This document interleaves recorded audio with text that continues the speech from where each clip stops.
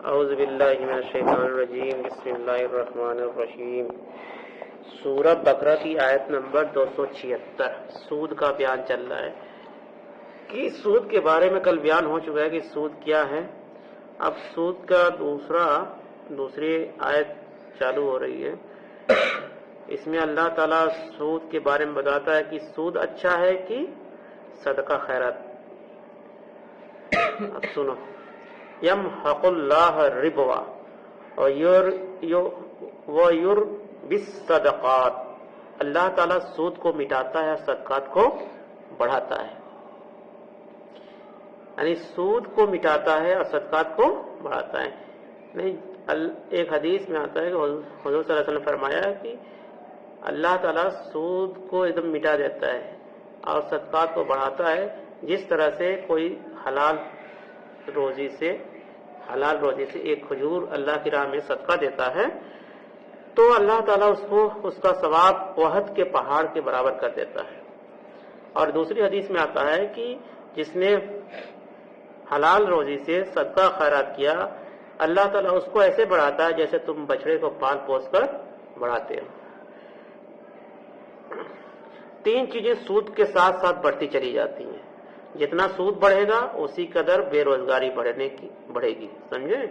جتنا سود کا کاروبار بڑھے گا بے روزگاری بڑھتی جائے گی، ان امپلائمنٹ میں اضافہ ہوگا. اس کے نتیجے میں شرح سود بڑھے گا. شرح سود کے بڑھنے سے بے روزگاری مزید بڑھے گی اور افراط زر میں زیادہ اضافہ ہوگا. ایک دائرہ خبیثہ ہے اور اس کے نتیجے میں کسی ملک کی معیشت بالکل تباہ ہو جاتی ہے. جیسے مان لو کہ سری لنکا تھا، وہ کیا تھا، ڈوب رہا تھا نا، وہ بھی بہت قرض دار ہو جاتے. یہ سب سودی پیسہ اس نے قرضہ لیا ہوا تھا. یہ تباہی ایک وقت تک پوشیدہ رہتی ہے لیکن پھر ایک دم اس کا ظہور بڑے بڑے بینکوں کے دیوالی ہونے کی صورت میں ہوتا ہے. ابھی جو کوریا کا حشر ہوا اور سری لنکا کا آپ کے سامنے ہے، اس سے پہلے روس کا بھی حشر ہو چکا ہے اور پوری دنیا کے لیے باعث عبرت ہے. یہ بہت پہلے کا واقعہ ہے. روس بھی بہت دیوالیہ ہو چکا تھا. کیوں؟ کس وجہ سے؟ سود کے کاروبار کی وجہ سے. اور اللہ نے جو بات کہہ دی کہ سود کو اللہ تعالیٰ مٹاتا ہے، یعنی سود ہی کاروبار کرنے سے فائدہ نہیں ہوتا، نقصان ہوتا ہے. سود معیشت کا معاملہ تو گویا شیش محل کی طرح ہے. شیش محل سمجھتے ہو؟ شیشے کا محل کی طرح ہے. اس میں تو ایک پتھر آ کر لگے کر اس کے ٹکڑے ٹکڑے ہو جائیں گے. اس کے برعکس یعنی اس کے الٹے معاملہ صدقات کا نہیں، ان کو اللہ تعالیٰ پالتا ہے. کیا کرتا ہے؟ پالتا ہے، بڑھاتا ہے. جیسا کہ سورہ روم کے آیت نمبر 39 میں ارشاد ہوا ہے، وَلَا يُحِبُّ كُلُّ كَفَّارٍ أَثِيمٍ، اور اللہ کسی ناشکرے اور گناہ گار کو پسند نہیں کرتا. اللہ تعالیٰ کو وہ سب لوگ ہرگز پسند نہیں جو ناشکرے اور گناہ گار ہیں. ناشکرے گناہ گار سے مطلب سود خور لوگ جو سود کا کاروبار کرتے ہیں، اللہ تعالیٰ ان کو پسند نہیں کرتا ہے. ان الذین آمنوا وعملوا الصالحات واقاموا الصلاة وآتوا الزکاة لهم اجرهم عند ربهم، ہاں جو لوگ ایمان لائے، انہوں نے نیک عمل کیے اور نماز قائم کرتے رہے اور زکوٰۃ ادا کرتے رہے، ان کے لیے اجر ان کے رب کے پاس محفوظ ہے. یعنی اللہ تعالیٰ بتا رہا ہے کہ کیا صفت بتایا نیک لوگوں کی، کہ جو لوگ ایمان لائے، نیک عمل کیے. نیک عمل سے مطلب صدقہ خیرات کیے، سودی کاروبار سے دور رہے، فکس ڈپازٹ سے دور رہے، LIC سے دور رہے، فائنینس والی گاڑی نکالنے سے دور رہے. اس سب معاملے سے اگر وہ بچتے رہے اور اس کے بعد کیا کیا، نماز قائم کرتے رہے، یعنی نماز پڑھتے رہے اور زکوٰۃ ادا کرتے رہے.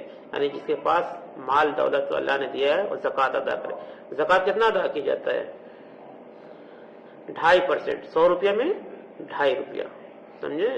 یعنی جس کے پاس 7.5 تولہ سونا اور 52.5 تولہ چاندی کے برابر مال ہو یا قریب 1 لاکھ روپیہ سال بھر ہر چیز خرچہ ورچہ کرنے کے بعد بچتا ہے، اس پہ 2.5% نکالنا ہے. کتنا نکلے گا؟ کتنا نکلے گا؟ کتنے میں؟ جتنا بھی پیسہ ہو. 100 روپے میں 2.5 روپیہ. 100 روپے میں 1 لاکھ کتنا نکلے گا؟ 2500 نکلے گا. کتنا نکلے گا؟ 2500 نکلے گا. جوڑ دو. 1 کروڑ میں؟ ارے اسے بڑھتا جائے گا. 1 کروڑ میں 25,000. اب جو بھی ہو دیکھو ادھر نیک عمل ظاہر بات ہے، جو شے حرام ہے اس کو چھوڑ دینا بھی لازم ہے. کچھ لوگ کہتے ہیں آپ دنیا میں دیکھو کٹرا میں جاتا تھا، ایک آدمی سود کا پیسہ لیا ہوا، تو اس کو میں سمجھاتا، دیکھو مسلمان تھا، اس سود والا پیسہ مت لو، کاروبار مت کرو، اس میں گھاٹا ہے. دیکھنے میں تو لگتا ہے کہ بڑھا ہوا مال ہے، مگر اللہ تعالیٰ کہتا ہے اس کا گھاٹا ہے. اور یہ جانتے ہو 50,000 روپئے دیتے ہیں بینک والے، اس کا وصولتے ہیں 1,00,000 روپئے. کیا لکھتے ہیں؟ 1,00,000 روپئے وصولتے ہیں انٹرسٹ میں. تو فائدہ ہے کہ نقصان ہے؟ یعنی جو لوگ سود لیتے ہیں، جو لوگ لون لیتے ہیں، وہ کبھی پھلتے پھولتے نہیں ہیں. وہ تباہی، جیسے کسان ہے، لون لیتا ہے، پھر آخر میں کیا کرتا ہے؟ آتم ہتیا کر لیتا ہے، پھانسی پہ لٹک جاتا ہے. ولا خوف علیہم ولا هم يحزنون، اور نہ کوئی خوف لاحق ہوگا اور نہیں وہ غمگین ہوں گے. یعنی جو لوگ نیک عمل کرتے رہیں گے، نماز قیام کرتے رہیں گے، صدقات و خیرات کرتے رہیں گے، انہیں کوئی خوف نہیں ہوگا، ان کے اندر کسی طرح کا ڈر نہیں کہ ان کو کوئی بے چینی نہیں ہوگی، اور نہ وہ غمگین ہوں گے دنیا میں بھی اور آخرت میں بھی. یعنی اللہ کے یہاں بھی وہ کوئی غمگین، ان کا خوف نہیں ہوگا. یا ایھا الذین آمنوا اتقوا اللہ وذروا ما بقی من ربا، اے ایمان والو اللہ کا تقوی اختیار کرو، اللہ کا تقوی اختیار کرو اور سود میں سے جو باقی رہ گیا اسے چھوڑ دو. تقوی کا مطلب کیا ہوتا ہے؟ اللہ سے ڈر، اللہ سے ڈر پیدا ہو. یعنی جو بھی اللہ تعالیٰ نے کام بتایا کہ کام مت کرو، گناہ سے بچو، ہر گناہوں سے بچتے رہو، اسی کا نام ہے تقوی. اور سود میں سے جو باقی رہ گیا اسے چھوڑ دو.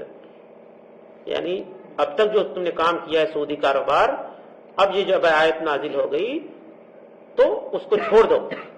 آج یہ فیصلہ کر لو جو کچھ بھی تم نے کسی کو قرض دیا تھا اس کا سود چھوڑ دینا ہے. ٹھیک؟ اور آج کا مسلمان سود لیتا ہے اور سود دیتا ہے.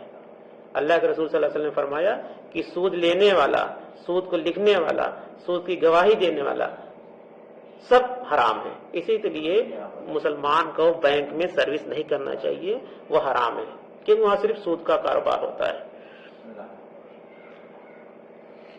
ان کنتم مومنین، اگر تم واقعی ہیں. کتنے لوگ بینک میں؟ ہاں تو سب حرام کھا رہے ہیں نا، اس میں کیا ہے؟ تم دوسرا کام کرو، کوئی ضروری بینک میں کام کریں گے.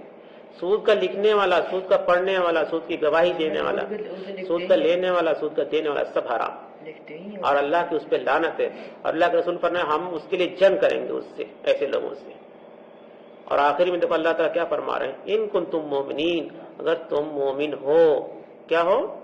اگر تم واقعی اللہ سے ڈرنے والے ہو تو سود کا کاروبار چھوڑ دو، اور جو قرض دیے ہو تم سودی قرض اس کو چھوڑ دو، اگر تم واقعی مومن ہو. مومن کا مطلب یعنی شریعت پہ چلنے والا. ایک ہوتا مسلمان، ایک ہوتا مومن.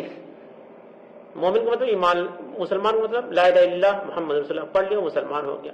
مگر جو شریعت پہ چلے گا، جو اللہ رسول کا جو قانون ہے اس پہ پوری زندگی گزارے گا، اسے مومن کہیں. اور قرآن میں جب بھی جنت کا وعدہ آیا ہے مومن کے لیے آیا ہے. تو اللہ تعالیٰ سے دعا ہے کہ ہم لوگوں کو اس آیت پر عمل کرنے کی توفیق عطا فرمائے. آمین ثم آمین.